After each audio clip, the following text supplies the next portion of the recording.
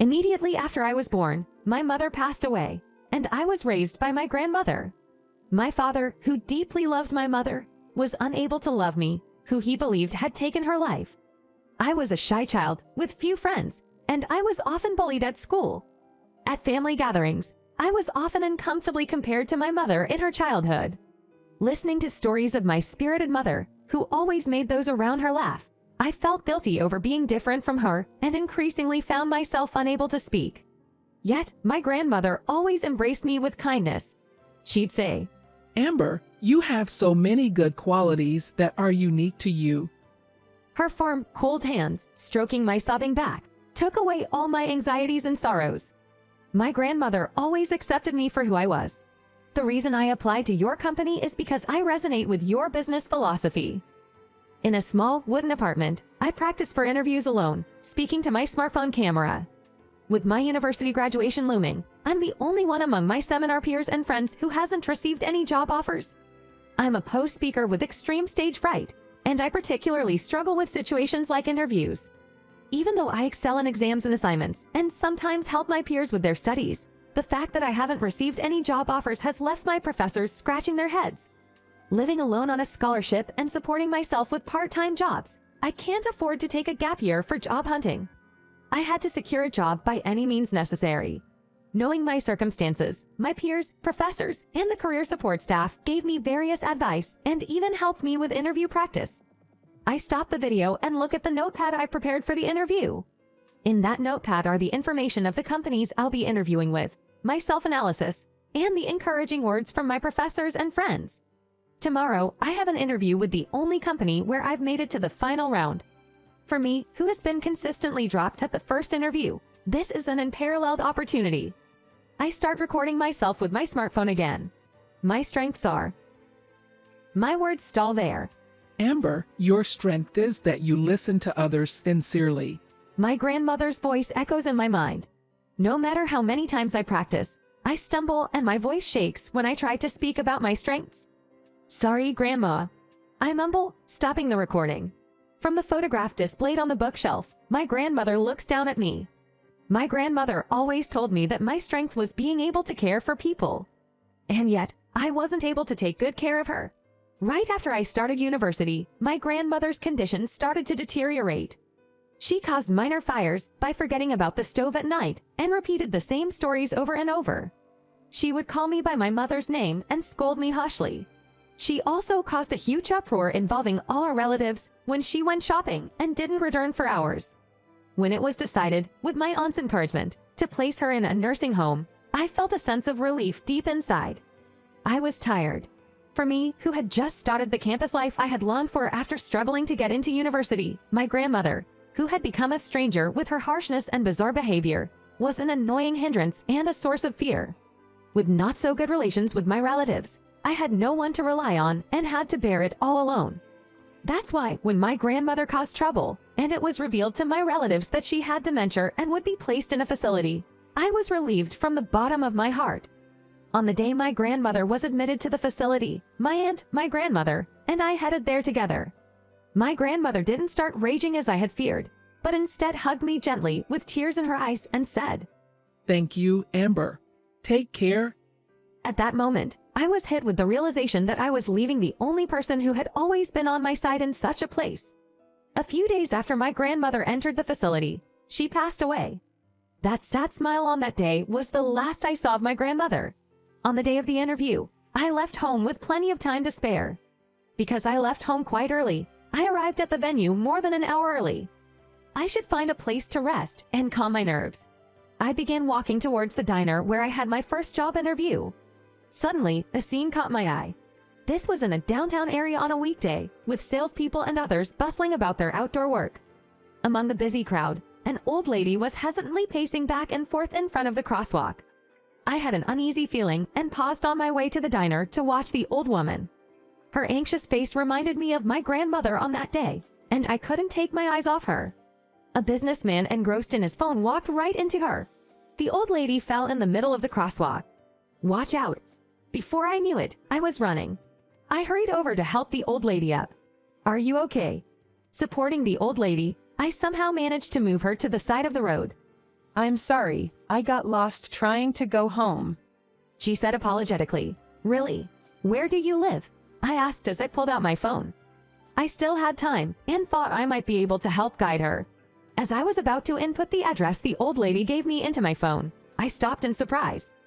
Arizona, you say? Yes, it is, the old lady replied with a smile. It seems I've gotten a bit confused after not seeing it for a while. I'm glad I met a kind soul. Seeing the old lady smiling happily, I was taken aback. This was New York. As I was wondering what to do, I noticed a small piece of fabric sewn onto the old lady's clothes. Sorry for causing you trouble. As I handed the old lady a warm cup of tea, she smiled apologetically. We were now sitting across from each other in the diner. We decided to wait for the old lady's pickup at the diner. I called the number sewn onto her clothes from my phone. The person who answered was a woman named Catherine. She apologized repeatedly in a weary voice, saying, "I'm so sorry for the trouble." I told Catherine where we were and that we had found a place to settle down, and that I would contact her again. Then, I hung up and arrived at the diner. It's close to many businesses, and I had plenty of time since I arrived early. I spread out my notepad that I prepared for the interview in front of the old lady. When I looked at the old lady, our eyes met. She asked with a worried look, Who are we waiting for now? I hesitated for a moment and then answered honestly, Catherine. The old lady's eyes widened in surprise. Catherine, is she coming here alone? I hope she doesn't get lost, she said worriedly. Then, she began to talk about Catherine. In her mind, Catherine was still a young girl who often got lost. Catherine is truly a kind-hearted girl, always being made to cry by her younger brother, James. She talked about Catherine and her brother, James, sharing many stories. As I listened to the old lady's stories with a smile, I glanced at the clock in the diner. My interview was approaching. If I wait here, Catherine will come to pick her up. I should probably let the diner staff know the situation and start heading out. Just as I thought to get up, the old lady noticed and smiled at me. You're leaving, aren't you? Thank you, and take care. Her lonely smile reminded me of my grandmother. Amber, thank you, and take care. My grandmother's voice echoed in my mind, and I found myself once more settling into the hard bench I was about to leave. It's still okay. There's still more than 30 minutes left. As I assured her with a smile, saying, I'm fine, the old lady beamed with relief. Hey, what are your parents like? The cheerful old lady, who had been chatting incessantly, turned to me with this sudden question. My parents. As I hesitated, the old lady smiled kindly. Yes, the parents of a kind young lady like you. They must be wonderful people, right? I could feel my smile become strained at the old lady's words. She chuckled, saying hey, and looked at me with gentle eyes. Before I knew it, I was sharing a story I had never told anyone before with this complete stranger. My mom passed away shortly after I was born. My dad said he couldn't forgive me, who took my mother's life and left me to my maternal grandmother. I only know the two of them through pictures. I don't know much about my father, but I was often told by relatives that my mother was a bright and lovely woman. I resemble my mother in appearance, so everyone compared me to her. My grandmother took the place of my parents. She was really kind and accepted me for who I was, and raised me with love. But Granny, she gradually forgot about me. She began to think of me as her own daughter. Even though Granny was the only one who always saw me for who I was, Granny never compared me to my mom.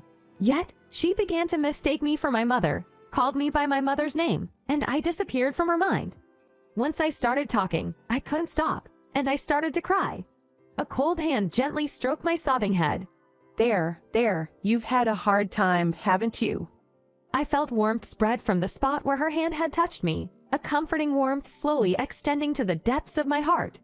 Granny held me in the end. She called me by my name, and yet, I abandoned Granny. I couldn't continue after that. As I continued to sob, Granny gently stroked my head. It's okay, you're a lovely grandchild. The most important thing is for you to be happy. I'm sure your grandmother, and your mother too, would wish for nothing more than your happiness. The old lady said gently as she stroked my hair. Having a kind girl like you as a daughter or grandchild, they must have been so happy. Facing the old lady, I kept crying. We must have stood out quite a bit, because the expression on the face of Catherine, who came to pick us up, was quite shocked. I'm sorry if my mother has caused any trouble for you. I shook my head at Catherine, who kept bowing an apology. The old lady said, I knew Catherine couldn't do it. I'm sorry for causing trouble to the adult here, with a sigh. Catherine's face twisted in sadness. You know, Catherine, your grandmother just can't connect the Catherine in front of her with the Catherine in her memory. But I believe she truly loves you very much.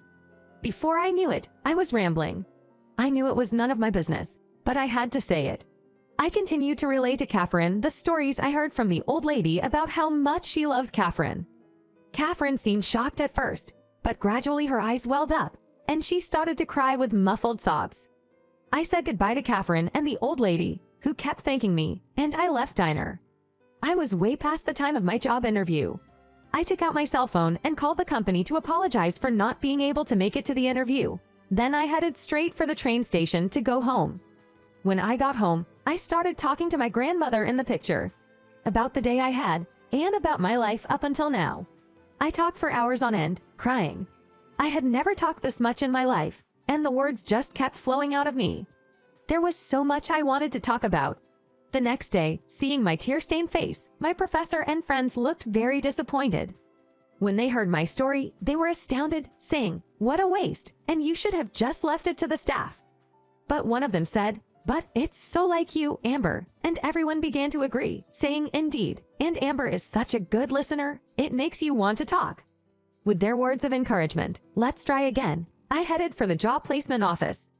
The staff member, who had become very familiar to me, looked at me with a concerned expression. I don't think what I've done is a mistake. I have no regrets either. However, the fact that I had to redo my job hunting was depressing. I started my job search again. Good companies had already ended their recruitment, and I kept applying to promising companies among those left, but the results weren't very good as usual. Then one day, I received a call on my cell phone. Sorry for the sudden call. Is this Amber Brown? It was a call from a company where I couldn't have an interview the other day, and it was about conducting a re-interview. Feeling as if I was bewitched by a fox, I told my professor about this. My professor and my friends were happy for me as if it were their own, saying, "That's good. The opportunity has come around again." As soon as I got home, I reported this joy to my grandmother. I pulled myself together and started preparing for the interview again. On the day of the interview, when I told my name at the reception, the receptionist called the person in charge on the internal phone. As I was waiting for the person in charge in front of the reception, a woman came in after a while. Ha! Seeing the person who appeared, I was so surprised that my mouth was open. It was Catherine, who was dressed in a suit. It's been a long time. When Catherine bowed politely and started walking, saying, "Please come this way," I followed her, not knowing what was going on. As Catherine continued to move deeper into the company, she stopped in front of a heavy door. The plate says the president's office. When Catherine knocked on the door, there was an instruction to come in from inside, and I reluctantly stepped into the president's office. Nice to meet you, Amber Brown. I'm Johnson, the president. The person in the back of the splendid room was a man in his late 50s. He introduced himself briefly and laughed, saying, "My mother bothered you the other day." My sister really wanted to meet you. You were going to have a home interview the day you helped my mother, weren't you? This is a family shame, so I decided to set up a re-interview. Are you by any chance James? I, who had been listening to his words in astonishment, blurted out something off the mark out of nervousness. The president twisted his face and said, "That's right," with a puzzled face. "I'm sorry. I heard a lot of stories from your grandmother. She said you are rambunctious but really kind, smart, friend-loving, and proud son." I continued in a rush. There was something I had to convey no matter what. "I thought your grandmother was a very nice person when I talked to her. She's kind and caring, and she loves her family more than anyone else. She's a warm mother. It's not a shame. She's a really nice person." After saying so, I noticed the surprised face of the president and hurriedly bowed my head. The president was silent for a while as if thinking, but coughed once and said heavily, "Let's start the re-interview." A heavy atmosphere flowed in the room. I was nervous and felt cold sweat dripping all over my body. I didn't realize it until now, but the person in front of me is the president of a large company. He's not someone I should talk to casually. Suddenly brought back to reality, I answered the president's questions in a flustered manner. I was sweating on the palm of my hand. When the interview progressed to some extent, the president said, "That's enough. It's over." It was a great opportunity, but it wasn't good at all. When I was depressed, the president sighed heavily. You're a very disadvantageous person. You waste opportunities for strangers, and when it comes to your own affairs, you suddenly become flustered. You're just at a loss. Then, he put a notebook on the desk. That's why you're loved by so many people. That was the notepad I used during my job search. I don't know how I managed to lose it, but I wonder how it ended up here. As I was staring at the notepad, the president gave a wry smile. This is what my sister received from a waitress who ran after you when you left the diner. I didn't really understand what you were trying to say earlier since you seemed so flustered, but by reading this, I can understand who you are. The president signaled with his eyes, and Catherine opened the last page of the notepad and handed it to me. Interviews are conducted to understand a person's character. I wasn't sure about your character based solely on this interview, but I have a good understanding of who you are. You're a sincere person who listens carefully to others and genuinely engages with their feelings. I would like such a person to work in our company. While listening to the president's words, I couldn't take my eyes off the last page of the notepad. There, in a beautifully elegant handwriting that I didn't recognize, was written, "Thank you for listening to my story. I wish you happiness." Holding back tears that were about to overflow, I bowed and said, "I'm honored to serve." After that, I got a job in a company and worked in sales. My friends were surprised to hear that I, who am not good at talking, am in sales. But surprisingly, I found myself well suited for this job. I listen carefully to the customer's words and suggest the best plans. Although I'm still not good at speaking up, I'm living a fulfilling life with the help of those around me. I still occasionally visit that old lady's house and listen to her stories. The old lady sometimes mistakes me for Catherine, but her warm heart has saved me many times. Thank you, Grandma. Facing the old lady in front of me and my grandmother in heaven, I uttered words of gratitude.